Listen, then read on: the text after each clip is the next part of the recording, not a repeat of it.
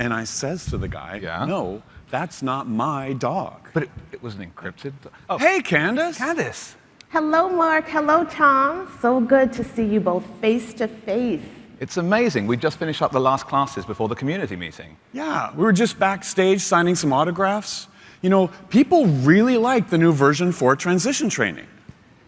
Oh, what have you been up to, Kandyce? Well, I've been busy reviewing a lot of the stakeholder questions we've been getting about PCI DSS version 4 since it came out this past March.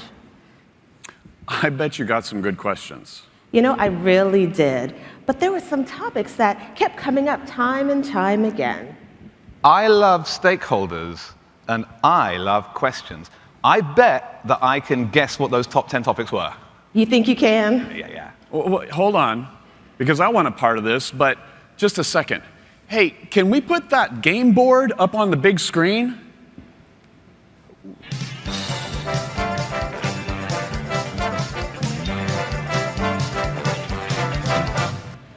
All right. I'm going first. I'm going to try it out, because I know people are asking about the customized approach.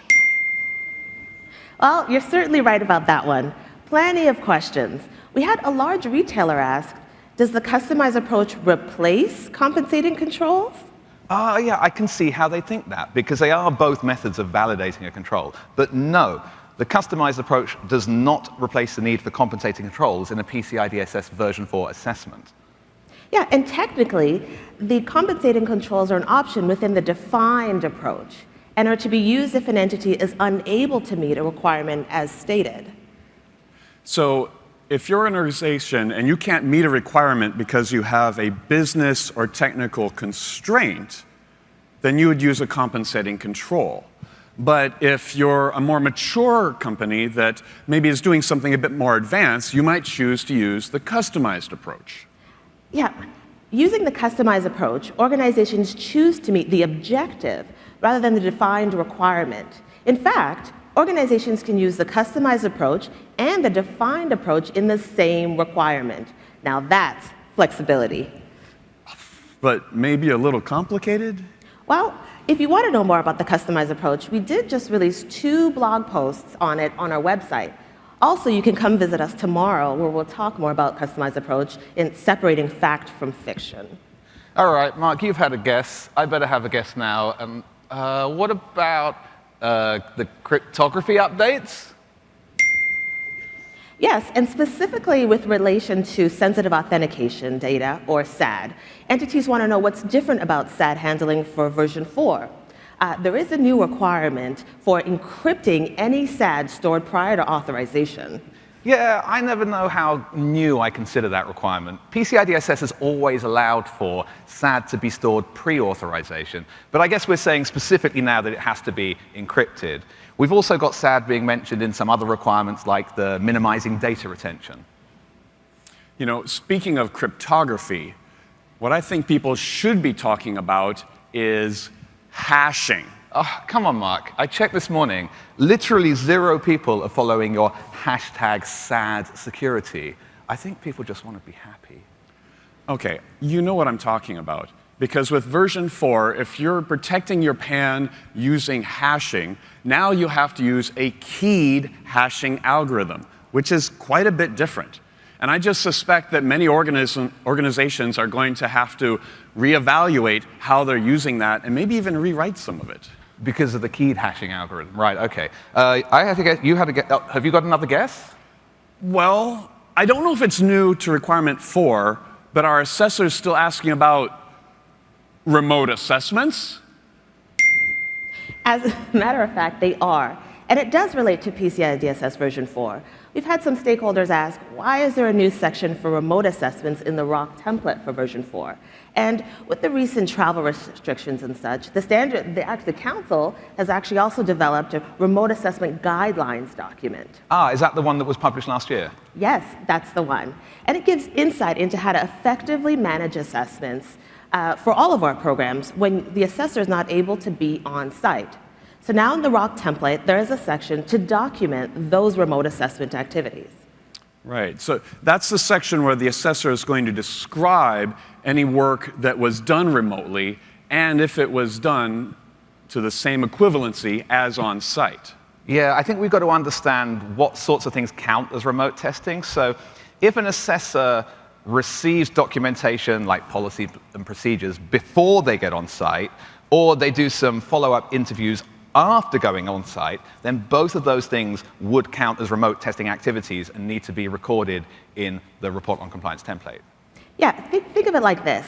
Remote has to do with where the evidence is physically relative to the assessor. Yeah, that's a good point. But if anyone still has any doubts or concerns about that, they should really check out the upcoming presentation, Seismic Change or Mere Ripple, Changes to Reporting for PCI DSS version 4. All right, I was reading through the reporting template, and I spotted something new in there, and I bet it's a hot topic. TRAs. Have you invented another three-letter acronym? Yeah, sorry, Kandyce. What are they? Yeah, Targeted Risk Analysis. That's much better.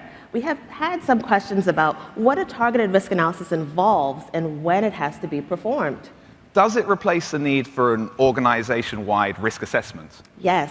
The targeted risk analysis is just that. It's targeted, looking at specific risks in an entity's environment, and then developing controls to help mitigate those risks in that particular environment. But am I right in thinking that there's two types of targeted risk analysis? Yes, I think Lauren mentioned that earlier. Because there's one that deals with the periodicity, like how often an organization is going to use some of their controls. Like, for instance, how frequently they're going to perform the physical inspections of their payment terminals. But then there's the other type that is used with the customized approach. Yeah, within the standard itself, we've been careful to explicitly ask for a targeted risk analysis to determine the frequency of an activity in requirements that need one.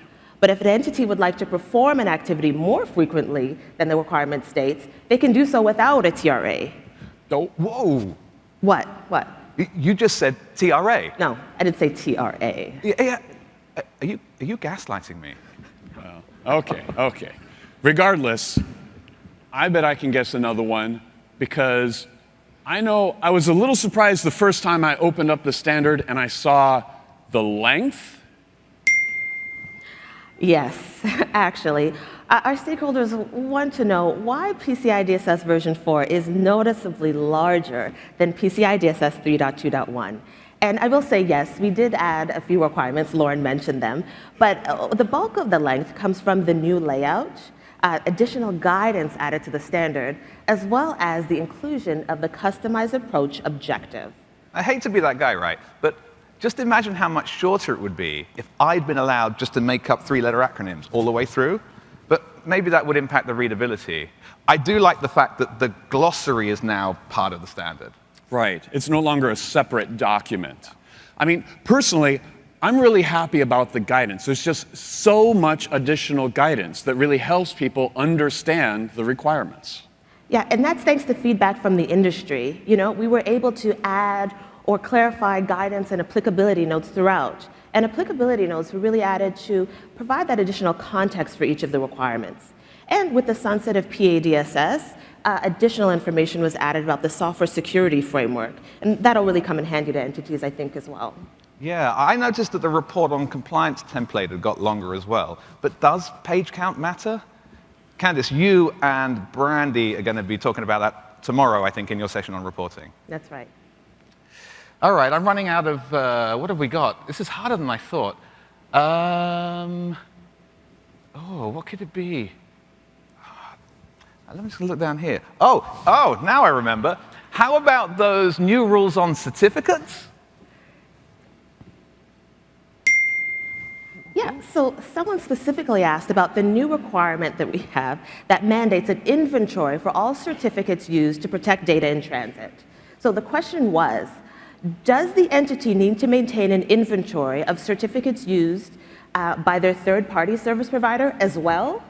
Oh, wait. So, what a question. We've got an entity, and we've got maybe a service provider, and whose job is it to maintain that inventory of certificates? Maybe that's a shared job? I think I'd need more details to answer that question. Tom, I thought you had an answer for everything. Well, I like to think I've got an answer for everything, but I am human, you know. Actually, that sort of thing is a great question for a QSA, because they can go on site at the entity and actually see what's going on there in order to make a determination. So, Right, because there's bound to be situations and technology that the PCI Council just couldn't predict. And so that's one reason why we really strive to keep the PCI DSS technology neutral. But if someone has read through the guidance and the objective and our FAQs, and they still have some sort of super geeky question like, do I need to set up a certificate revocation list? Well, then you can send that in to us. But Tom, exactly how are they going to send it in to us? well, if you're watching this over the interwebs, then you can always email us questions to the council. But if you're here today, then I definitely recommend going downtown to the vendor area where there's a PCI office. Kandyce, Marc, and I will be there, and other SSA employees to answer questions. So am I allowed to guess one of these hot topics? I don't know whether there's any hard and fast rules to this game. Well, I bet service providers have questions about how PCI DSS version 4 impacts them. Right, because there have been changes. Like how the standard now has the term service providers, but we also have the term third-party service providers. Are those the same thing?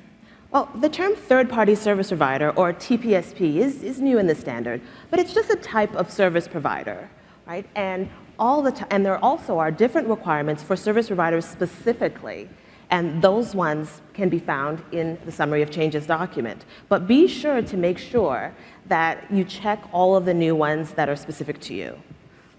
Right. Another term I saw was how we had changed the old shared hosting providers to now be a multi-tenant service provider, which really emphasizes that they're just another type of service provider. Yeah, I think you mentioned the summary of change document, available from the document library. At the end of the summary of changes document, there's a table, and it lists out all of the new requirements and whether they're applicable to everybody or just to service providers, and it also says when they come into effect as well.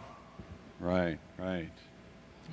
I'm seeing we've got 3 more to guess. Plus the bonus.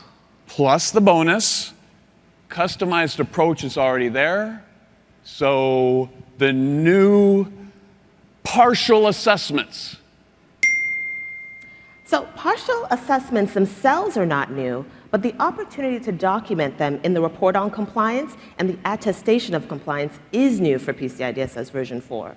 Yeah, I saw that in the ROC template as well. But what does it mean to be compliant with a partial assessment? And can you be compliant with a partial assessment? And that's one of the common questions. You know, if an entity undergoes an assessment and one or more of the requirements is not tested, then that's a partial assessment. And if all other applicable requirements are in place, then the entity can be compliant with that partial assessment. Yeah, we were just talking about that in class, the not tested. Because not tested means an assessor literally has not looked at that security control, so they do not know if it's in place or not. So let me get this straight.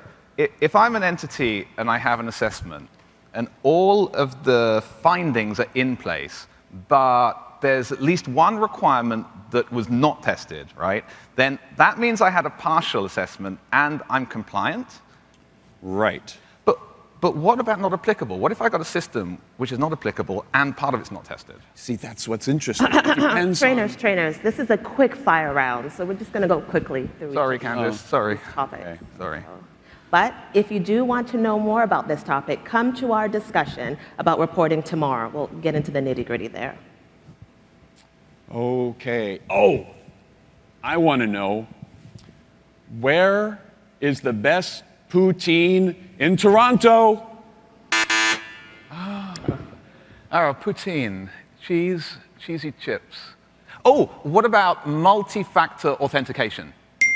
So not surprisingly, this has generated a lot of interest. There is a new requirement that mandates multi-factor authentication for all access into the CDE.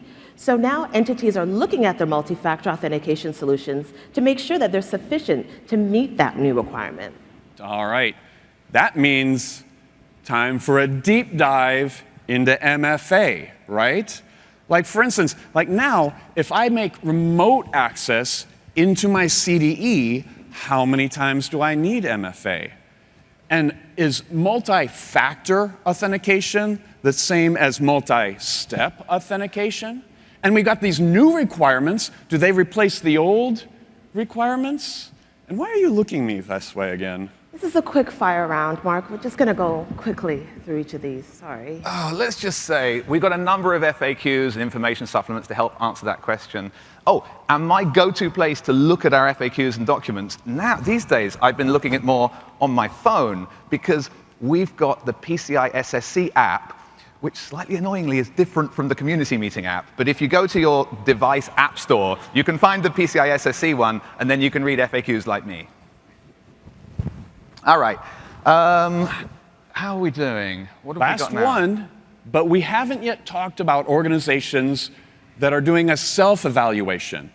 And I bet they want to know about any changes to the SAQs.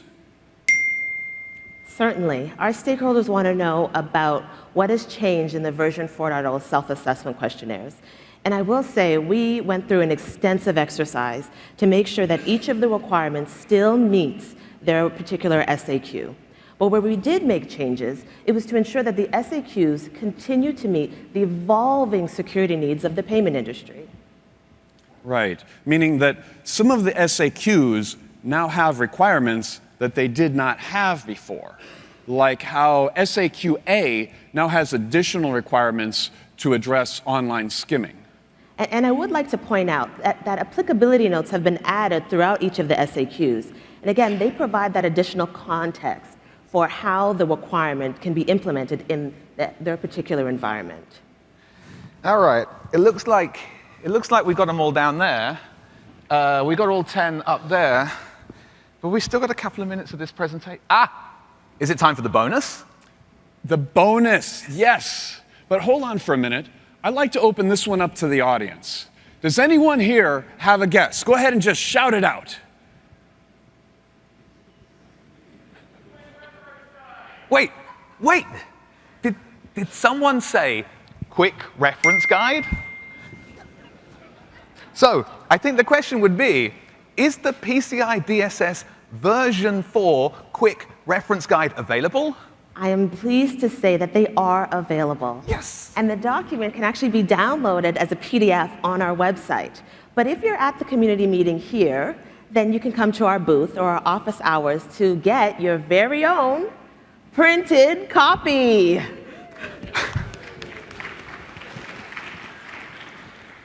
While supplies last. Well, I think that about wraps up our quickfire round about some of the top questions. But if any of these topics have interested you, I really encourage you to see the associated presentations, or as Tom said earlier, just come by the PCI SSC office and you can ask us directly there as well. Now I've got you guys trapped on stage. I was thinking, what if we've got a connected system, and then we've got multi-factor into that, but that one's not tested, and then we've got a not